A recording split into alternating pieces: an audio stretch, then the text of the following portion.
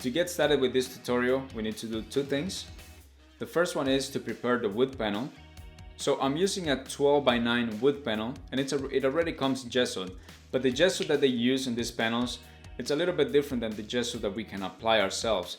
So the gesso that we apply ourselves, it's a little bit more convenient because you can use it for many different things, not just the wood panel. You can use it on automotive parts, you can use it on the wall if you're doing a mural, you can do it.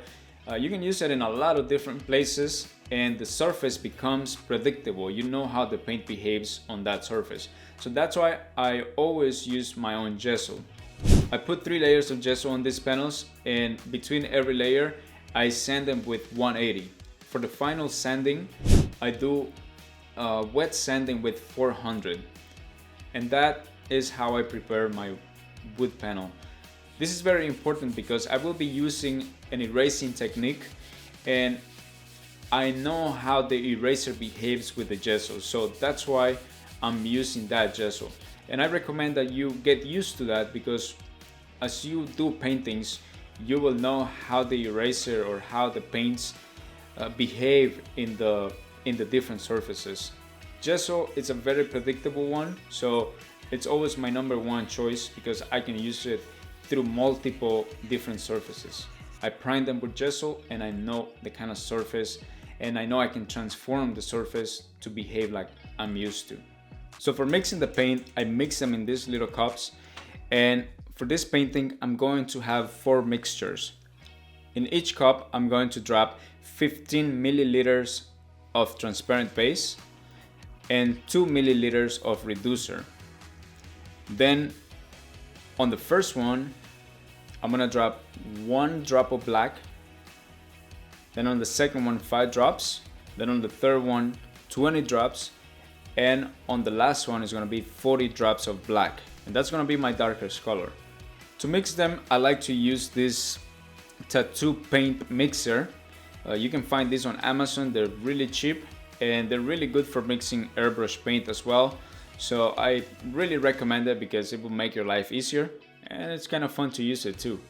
One more thing about the paints is that I recommend that you strain them, and you can find these paint strainers on Amazon. You will find all the links on the description.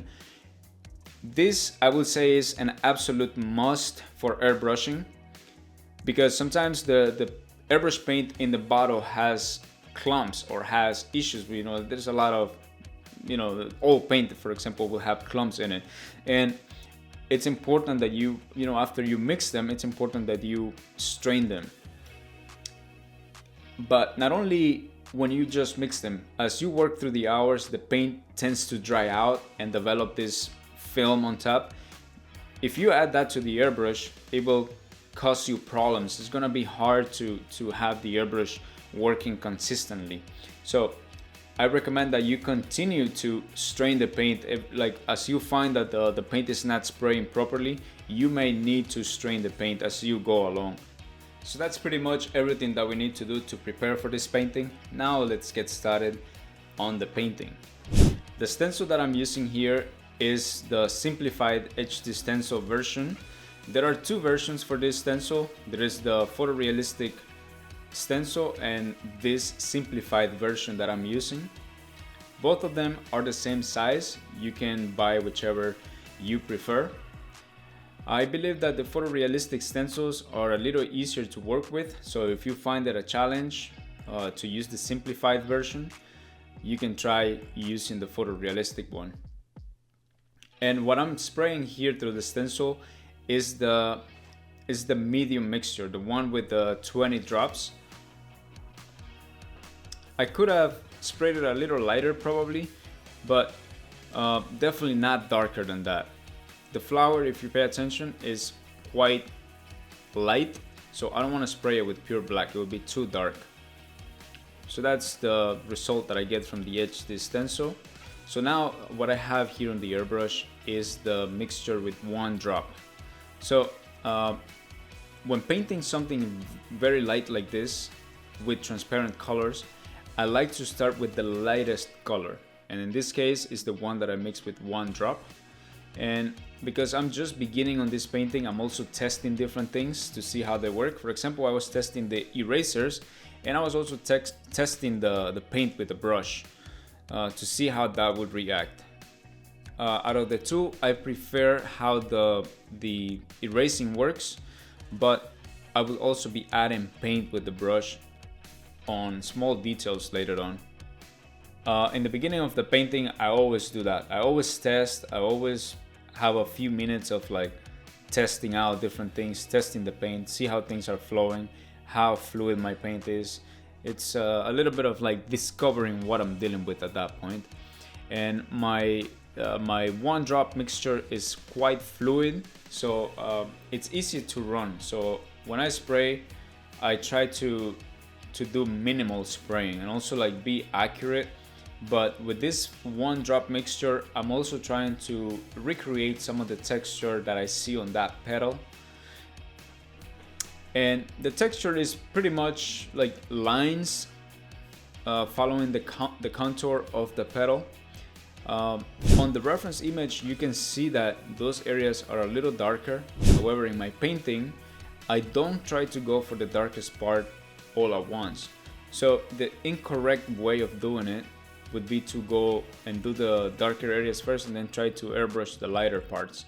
That's not gonna work for this method. It gives more pleasant results if we start out by doing the one drop and then move forward sequentially, like doing the 5 drop, then the 20 drop, and finally the 40 drop, whatever we need to work like that. But at this point, you can see that even though I'm working with a lighter color, you can see that it's already starting to do what I wanted to do. So I already tested on the petal, got an idea for how I'm gonna do that texture. And what I'm gonna do now is I'm going to paint the background.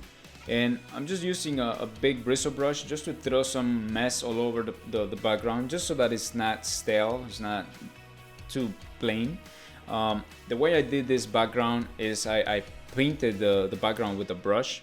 But let me tell you another 2 more ways that you can do it, because the way I did it is kind of like the more it's kind of more work to do it, but I want to tell you about 2 other ways that will save you more time. So instead of I also tried to airbrush everything, but I was just testing. I wasn't gonna do that because I know it's way too much work, and I don't particularly like to airbrush a lot of fine details like this. That will take way too much time. So besides the way that I did it, the other 2 ways that are gonna be a lot easier to do this background is if you put Frisket over the entire rose and then you cut out the rose and protect that area and just paint the background. That's gonna be a very easy way of doing it, way faster to do than the way I'm doing it. And the other way would be to spray the HD stencil on a white piece of paper and then cut out the rose. It's almost like the Frisket method, but you do it, you don't cut directly into this canvas. So out of the 2, I would have done that. I would have, that was my other idea, but I prefer to do it with the brush. I was too lazy to be cutting out with the knife, but that's the other idea. Cutting out the mask with a piece of paper and then just lining it up with whatever is there on the picture so that it protects the rose, and spray in the background. It just really depends what you feel like doing and whatever you're used to working with. For me, I really like working with brushes, and that's why I prefer going with the brush. Although I knew it was going to be the most difficult time, for me it was a painting that I was enjoying, and I really like working with brushes, so I didn't mind doing the extra work. The reason why it's a lot of work doing it like this is because I'm using the darkest, the 40 drop mixture, and although that is really dark, it is still transparent because we added so much transparent medium to it. So although in the video it looks so dark, in reality it's not very dark. It leaves a lot of exposed background, and that's partially what I was going for, because I don't want the background to just be straight black. I wanted to have some texture going along, because the rose is pretty soft, but if I have the background with some texture, it just kind of gives it a visual balance basically. And because the brush doesn't give me the full coverage in one shot, you know, the more layers I do, the more I can control that texture. It's honestly a personal preference and personal taste basically. I like it, but you have different ways that you can do it. In a different tutorial we may do it that way, but on this one I just wanted to demonstrate it this way. I honestly did this painting exactly how I felt like doing it, thinking about giving you the pointers for different ways of doing it, for things that could be a little bit more faster to do. But now that I'm painting all the background, you can tell that I'm pretty much isolating the flower. You know, this is covering a lot of area, a lot of white area, so it, you know, psychologically it helps a lot, feeling like you're progressing through the painting. And you know, I don't want to leave the background for last, because if I make any mess right now, it's still early on in the painting too, so I can fix it. You know, I don't lose a lot of work in case I did something wrong. In case I didn't like the background too, I can just start over again. I would have to put gesso again, but it wouldn't be that bad. You know, that's hypothetically imagining that I made a mess there.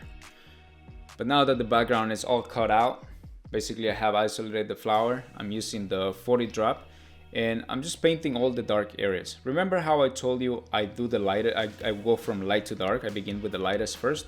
Well, that's only for the areas that are light or that are like mid-tones, because if there's something dark, I much rather go with the dark color first. You know, basically, for example, if there's something very dark or maybe black, completely black, I will start with that, because there's not a lot of subtleties and layers that are going to happen there, so I don't mind putting those first. But for anything that has that texture and those middle values, I much rather build it little by little.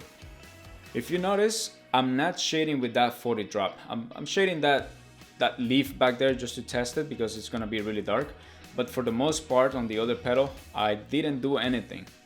Right here, I changed back to the 5 drop, so this one is going to be not my lightest, but my second lightest color. And with this one, see how I'm darkening slightly more. This one doesn't go very dark, but it's much darker than the 1 drop.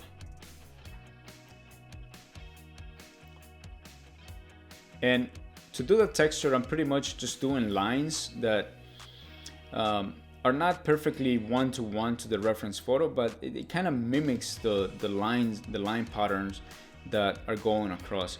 And because the airbrush produces a soft line, it naturally gives me that texture. I'm also working right on top of the other lines that I previously did with the 1 drop.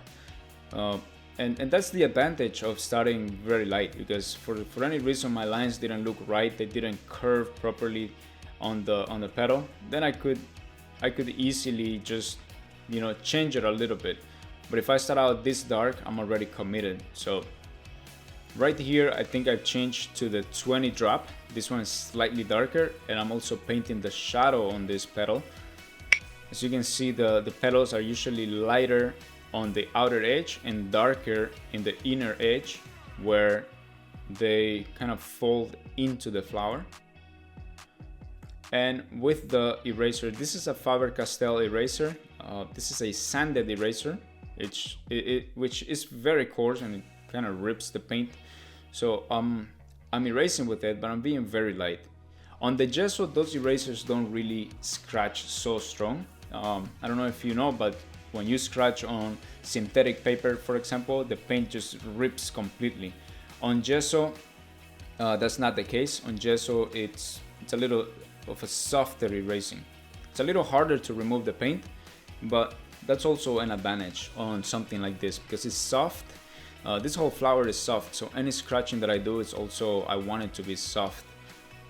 And on the other petal, I'm repeating the same thing that I did on the other petal, but on the first, so on the second petal, I'm doing the same, basically the same workflow. I'm starting with the 1 drop, building some texture, making sure I like it. And the texture on this petal is a little different than all the rest. It's almost like small little lines that kind of like create almost like a diamond pattern. You know, like diamond sheet metal, almost like that. But because I'm using the color very light, I get time to build it slowly. Initially it doesn't look right. It just looks like little lines and little messes, but as I continue to build more and more and shade some of those lines and kind of like blend them together, it starts to give me a more realistic texture, a little closer texture to what the reference looks like. Up to this point, I'm just using the one drop. I'm working very light, and slowly I'm gonna start to, I'm gonna later on come back with a 5 drop so that I can punch in a little more of the shadows and create more depth. But working this light is very forgiving, very controlled, and it also naturally allows you to build the layers. With this color, I also did like a whole layer on top of that petal. I kind of reduced the contrast. I brought all the highlights a little low by spraying over the whole thing. Before I do that, I did the texture. So right here, I'm starting to work with the 5 drop. It's a slightly darker, and I'm punching in a little bit more of that texture. So with the first drop, it kind of helps me to nail down the texture and get the accuracy. It's not a copy of the picture because it will be really hard to copy it exactly, but it's close enough that it almost resembles what it looks like on the picture. So at this point, I'm more confident with the 5 drop, and then I come and darken it a little bit, because with transparent colors I can always darken, but I could never lighten the color unless I erase it. So with this 5 drop, I just move around different areas that are closer to the petals and the area that I'm working. And at this point, I think I'm using the 20 drop. So with that 20 drop, I build the dark spot right there. I'm always continuously looking at my reference picture, and I keep my reference picture right in front of me as I'm doing the painting, so that it's just a glimpse away from me. So that way I continuously keep checking my reference image. I think the most important thing to learn on this tutorial is working with the transparent paints in that organized manner. I think that the most important thing to remember is go from light to dark. And that means begin with the lightest color that you mixed and sequentially go towards the darker color. If you begin with the darker color and something doesn't look right, you have already gone too far and there's not much you can do. So that's why we avoid the dark color in the initial stages. Also, if you notice, I'm finishing the bottom parts and moving up. So I'm basically finishing the petals and continuing as I go up. So I don't need to do the whole entire flower in one layer and then come back and do another pass and so on and so on. That I don't like that approach, because by doing a small section at a time, it helps me to see how my techniques are working and to make sure that my approach is correct and it's working good. So if I wait until the end, probably I do something that could be improved, and at that point I'm just doing the same thing over the entire flower. It's not as effective. Like it also doesn't give me instant feedback. Like when I paint something small, I can see the whole process giving me results right away, and then all I gotta do is repeat that process on the other related sections. The rest of this flower, the textures are pretty similar, so I can just repeat that idea of the initial technique that I use. As you can see, through some of these different petals, I'm also trying different techniques. For example, on this one, I used the electrical eraser to create some lines, and that also worked out. So if you like erasing like that, you can do so. Just be careful with the electrical eraser because it's very strong. Even on gesso, it will remove the paint too fast, too much. So I was just basically just dragging it slowly, like just barely touching the canvas so that it doesn't remove too much paint. And once I had some of those whiter lines with the eraser, I just shaded around them. That naturally deepens the ridges in between, but it also shades the edges that were created with the eraser. It is possible to go too far erasing. So if you erase too much, you could go too far. The idea here is to keep those subtle erasings. So the highlighted part of those petals remains subtle and soft. Somewhere at this point, I was having trouble spraying my paint, and it took me a while to understand what was going on. I even switched my airbrushes thinking that they were dirty or I had messed up the needle. And what had happened was my paint had been in the air for too long. I had the fan running, so it was creating a lot of air movement. And remember, airbrush paints are acrylics, so with air movement, these paints dry out. So the problem I was having is there was a film getting created on the paint, and I forgot to strain it. So once I strained the paints, I was able to fix that problem. So if you have any issues spraying through the airbrush and you can't figure it out, it's worth checking that your paints are not clumping up. Throughout the rest of this painting, I keep repeating the same basic formula, working from the 1 drop all the way to the 20 drop, and whatever I require, I use the 40 drop. And if I change colors from a dark color to a light color, I clean my airbrush. But if I change colors from a light color to a darker color, then I just spray out whatever is remaining on the airbrush and I don't clean it. I just add the darker color. That doesn't affect the color. But the other way, you have to clean the airbrush. Here I made a mess. I didn't wait for the paint to dry that I applied with the brush, and I smeared it. So the way I fixed it was just by erasing. That's pretty much the only way of fixing this, and just trying to erase it and also blend it out a little bit, so it's not like a hard erasing. You can still tell a little bit, you can still tell that there's a little bit of that paint, but only because you saw it happening. If you didn't see it before, nobody could tell it's there. So when I fix something like this, I try to do it as best as possible. If there is something left, then I just make sure that is, acceptable and that it's not distracting. So somebody who didn't see the process of creating this can't even tell. And if I cannot even and for example, if I cannot see it, then then it's good enough for someone that never knew there's an accident there. This other petal right here has a very specific texture, and the way I was doing this texture is like creating like little ovals and circles and like kind of like random forms. Sometimes I do lines and I just try to merge them together somewhere, and I do that initially, and then I come back with another layer and just punch in some of those lines. I don't go too close to the, I don't put my airbrush too close to the surface, so I don't have crisp lines. I'm at a pretty good distance, so as I spray, it naturally blurs the paint, and that it's pretty much what is needed there, because the texture is not fine lines. It's just more like little bumps and textures like that.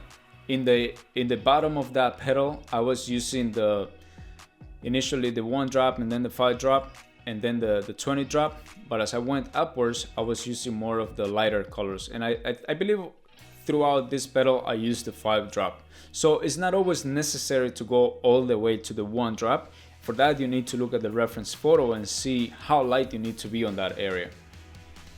This petal, for example, is not so light. If you look at the reference photo, the petal is somewhat dark. Also, as you work through each petal, you're gonna feel like you need to darken. You're gonna feel the urgency to darken too fast. Just resist that urge, because you can always darken. But as you finish the entire thing, it's later on you can come back with a pretty much general airbrushing and just like shade without creating texture, and just drop the value of everything. Because it's transparent, it will drop the value on the lighter areas and also on the valleys, the darker valleys. I'm minimally erasing. If you notice, whatever I erase, I do it very subtly and I try not to do it too much. Especially after I created all the texture, erasing, I do it with a very light hand, paying close attention to what is happening.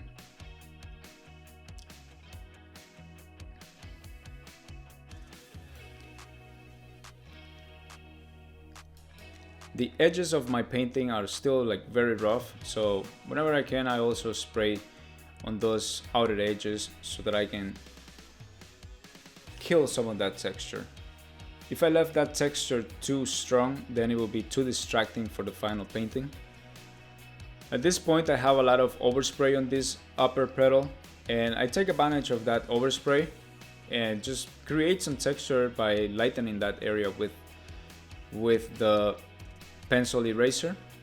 Pencil eraser is an aggressive eraser or sanded eraser, so it's really good for working over gesso because it's strong enough that it removes the paint, but not too strong like the electrical one that creates white patches. At this point, I was experimenting painting all these areas with the brush rather than the airbrush.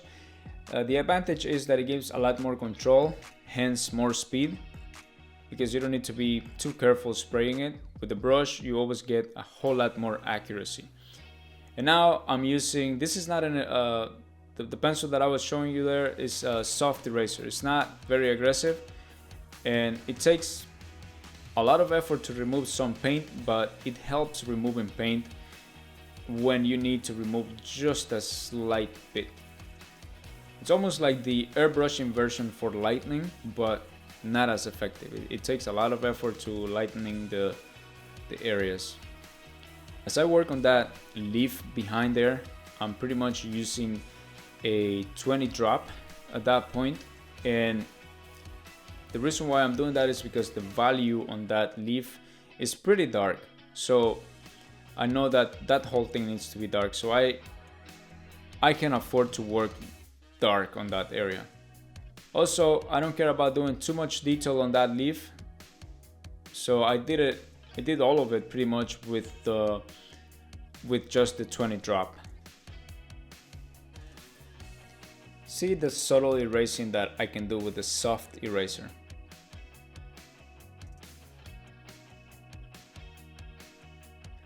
It's very minimal. That only works when you need to lighten a small amount. If you need a lot of, if you gotta get all the way to white, then it wouldn't work. So if you notice here, my paint is airbrushing pretty good, and that's after I have strained the paint one more time. There was a time that I was having problems spraying the paint again, and I continuously strained the paint because I found out that, especially with the transparent base that I was using, the air was drying it too fast, so I was constantly having problems spraying it. At this point, I'm just focusing on the darker areas with the 20 drop and just working slowly on those darker areas. And as far as the other petals, as I go higher and higher, the texture is less. Remember, the initial petals had a lot of those lines and a lot of ridges and beautiful textures. So as we go higher on this painting, like maybe not higher, but like as we go more towards the center of this flower, the texture starts to become minimal. Like it gets to the point that there's even no texture. And because there's no texture or minimal texture, it reduces the amount of work I need to do. So I do probably 2 passes. I first put some paint so I can create some texture with the pencil, and then I just spray again to soften and make the texture a little more subdued. And that's pretty much how I leave it. And I'm also paying close attention to some of the petals. I'm always looking for areas that I think that I can leave alone, areas that I can save time and I don't need to do texture. Then I always take advantages of those areas too. But I'm also paying very close attention to my values. So if you notice, I'm not having trouble with my values. Later on, you're gonna notice that the flower, the values are very consistent, and that's the advantage of mixing them, pre-mixing them.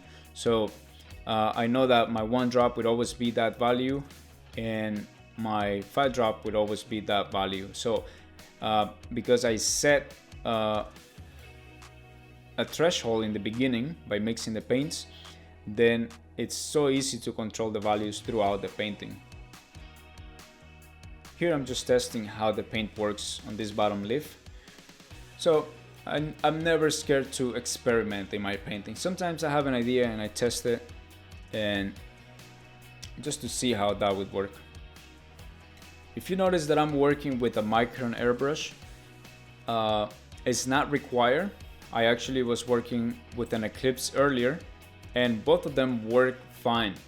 My Eclipse got dirty because I took a break and then came back, so that's the reason why I changed airbrushes. But if you have a micron, it helps. It's definitely easier to do finer lines with a micron, but the disadvantage is that it also gets clogged much easier than the Eclipse. But regardless of which airbrush you have, you can do this painting with either one of them. At this point on the painting, you would have spent a lot of time, so I want to remind you that you gotta mix your paints every few hours so that the values stay predictable and stay the same. The paints tend to settle, and then you will end up with a color that is much lighter than it should be. That's because it has settled down to the bottom. As far as spraying the dark little areas, it's quite challenging. You require a lot of airbrush control, but something that is helpful is to reduce the air pressure to the point that it's low enough but the paint is still spraying properly. You don't want to be spraying at too high of a pressure because the lines open. So if you're trying to do fine lines like on that area, then the pressure is too high. The lines, even though it doesn't run, the paint opens up. So it's kind of hard to get a finer line. I kind of stopped doing the fine lines with the airbrush up to this point because although it's very large on the screen, it's actually very small in person.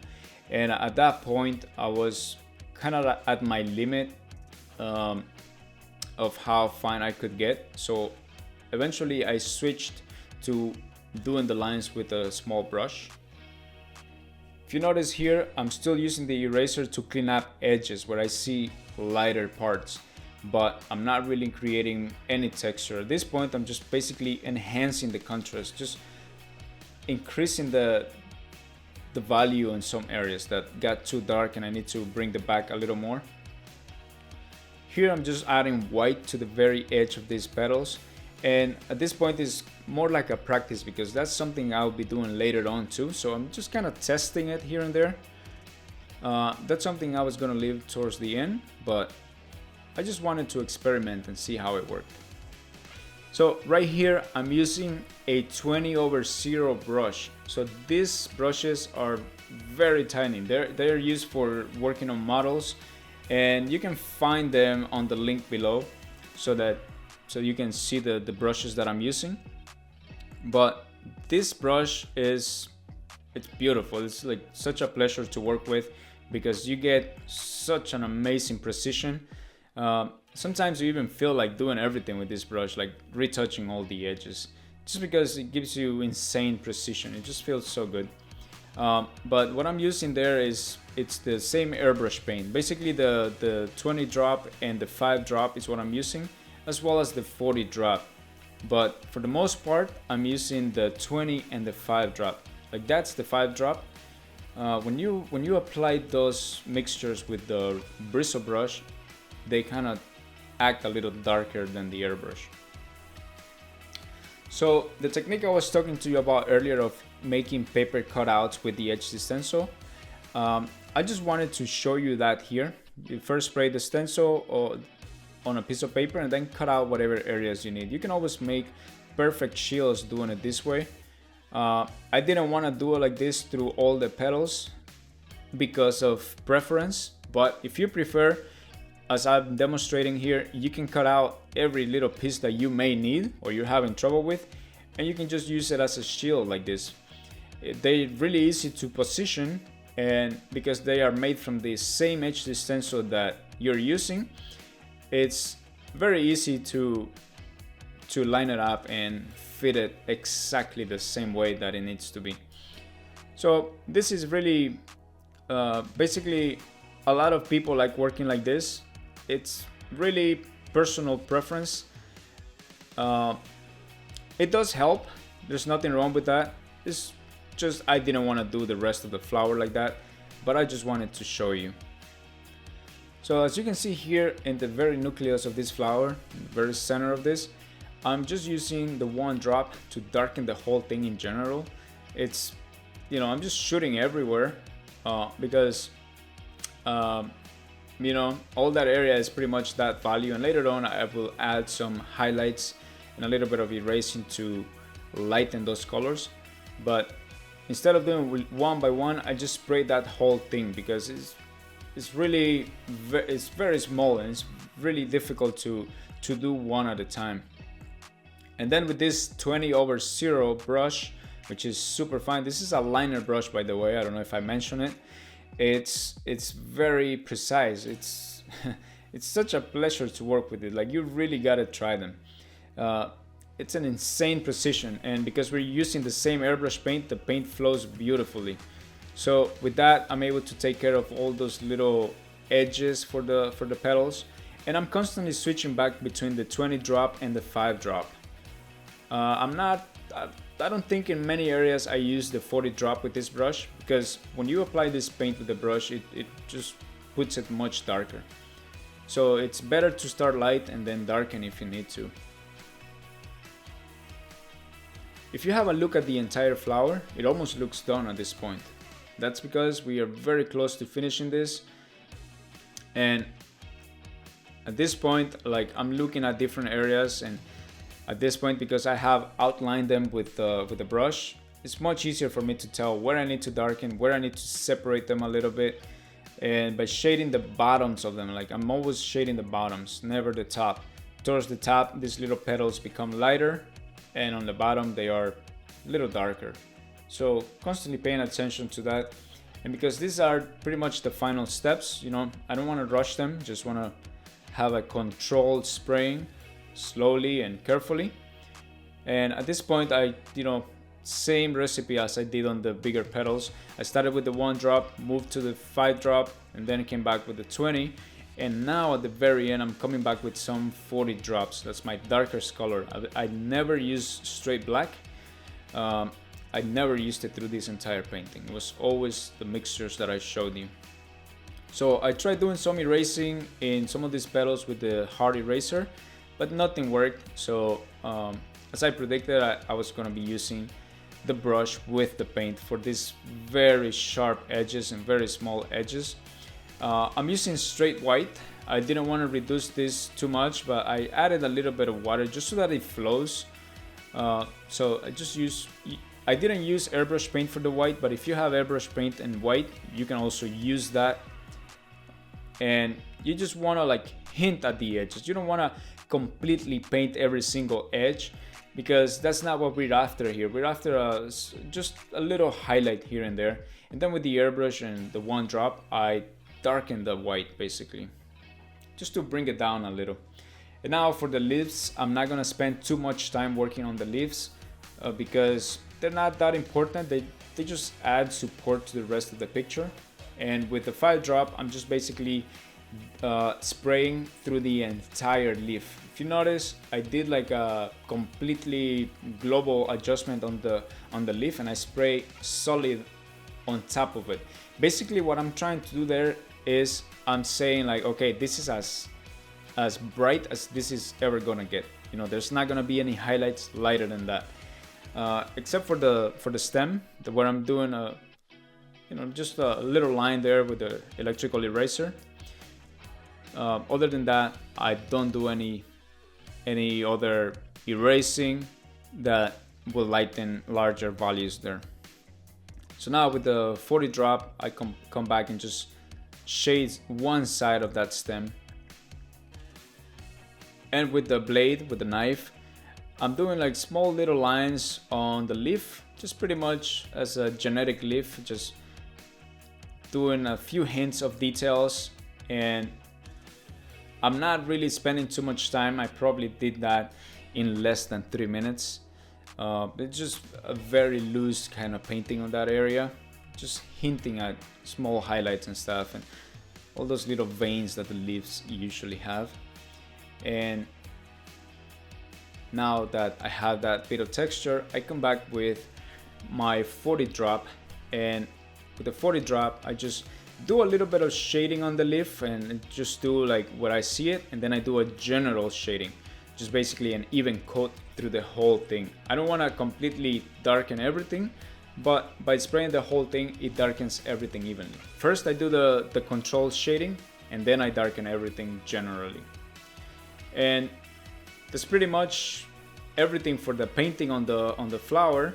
And now I just want to tie up the background. The background is still a mess, so with the 20 drop, I'm actually just bringing down the background. I'm not completely going all the way to black, but I'm bringing it down just slightly so that it's not so bright and distracting.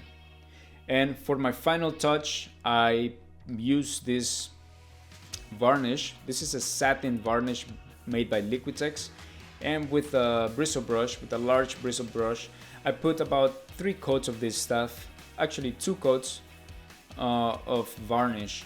And that's pretty much how the final result looks like. I really challenge you to give this a try. It's a lot of fun, especially if you want to do a lot of freehanding exercises. This flower is perfect for that. If you love working with transparent black, this flower it's pretty fun and doesn't take too much time to complete this painting. I hope you enjoyed this tutorial. If you want to get the HD stencils, you can find them at hdstencils.com, and you can follow along with this tutorial. Have a good one, and thank you for watching.